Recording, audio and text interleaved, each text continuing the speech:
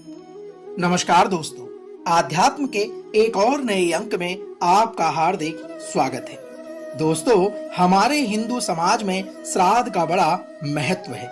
लोगों द्वारा श्राद्ध करने के पीछे यह औचित्य होता है कि वह अपने पूर्वजों को याद कर रहे हैं। अर्थात श्राद्ध पूर्वजों को सभी के हृदय में याद रखने का एक माध्यम है, जो उनके द्वारा किए गए कार्य याद दिलाते हैं और उनकी आत्मा की शांति तथा उनकी मोक्ष प्राप्ति के लिए भी श्राद्ध कर्म किया जाता है। इसी कारण पितरों का श्राद्ध करना महत्वपूर्ण हो जाता है।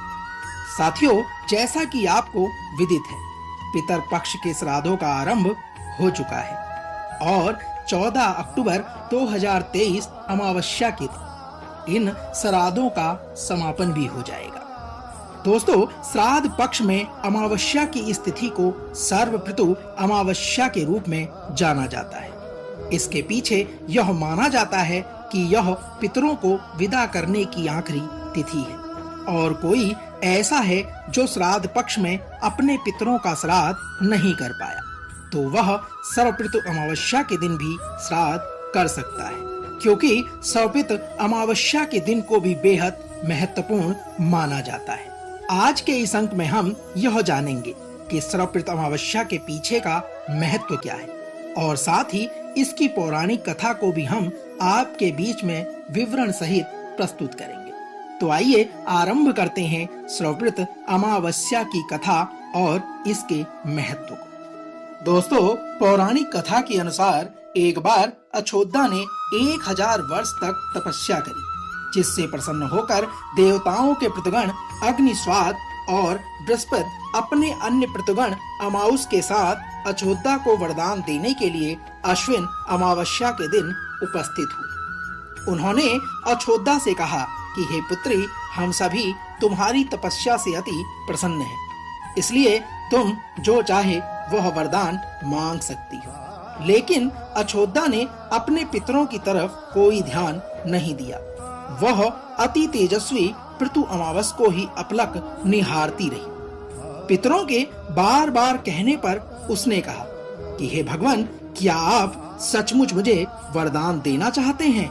इस पर तेजस्वी पृथु अमावस ने कहा, हे अछोदा, वरदान पर तुम्हारा अधिकार सिद्ध है, इसलिए निसंकोच कहो। अछोदा ने तब कहा, हे भगवान, यदि आप मुझे सचमुच वरदान देना चाहते हैं तो मैं तत्क्षण आपके साथ रमण कर आनंद लेना चाहती हूँ। अछोदा के इस तरह कहे जाने पर सभी पितृ क्रोधित हो गए। उन्होंने अछोदा को श्राप दिया कि वह पृथ्वीलोक से पतित होकर पृथ्वीलोक पर आ जाएगी। पितरों के इस तरह श्राप दिए जाने पर अछोदा पितरों के पैर में गिरकर रोने लगी। इस पर पितरों को दया आ गई। उन्होंने कहा कि अछोदा, तुम पतित योनि में शाप मिलने के कारण मत्स्य कन्या के रूप में जन्म लोगी। पितरों ने आगे कहा कि भगवान ब्रह्मा के वंशज महर्षि पराशर तुम्हें पति रूप में प्राप्त होंगे। तुम्हारे गर्भ से भगवान व्यास जन्म लेंगे। उसके उपरांत भी अन्य दिव्य वंशों में जन्म लेते हुए तुम शाप मुक्त होकर पुनः पृथ्वीलोक में वापस आ जाओगी। पितरों के इस तरह कहे जाने पर अछोदा शांत हुआ। दोस्तों, अमाउस के ब्रह्मचर्य और धैर्य की सभी पितरों ने सराहना की एवं वरदान दिया कि यह अमावस्या की तिथि अमाउस के नाम से जानी जाएगी। जो प्राणी किसी भी दिन श्राद्ध न कर पाए, वह केवल अमावस्या के दिन श्राद्ध तर्पण करके सभी बीते 14 दिनों का पुण्य प्राप्त करते हुए अपने पितरों को तृप्त कर सकेगा।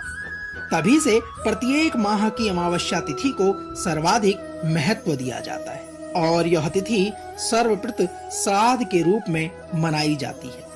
साथियों, उसी पाप के प्रायश्चित हेतु कालांतर में यही अछोदा महर्षि पराशर की पत्नी एवं वेद व्यास की माता सत्यवती बनी। तत्पश्चात समुद्र के अंशभूत शांतनु की पत्नी हुई और 2 पुत्र चित्रांगद तथा विचित्र वीर्य को इन्होंने जन्म दिया। इन्हीं के नाम से कलयुग में अष्टका श्राद्ध मनाया जाता है।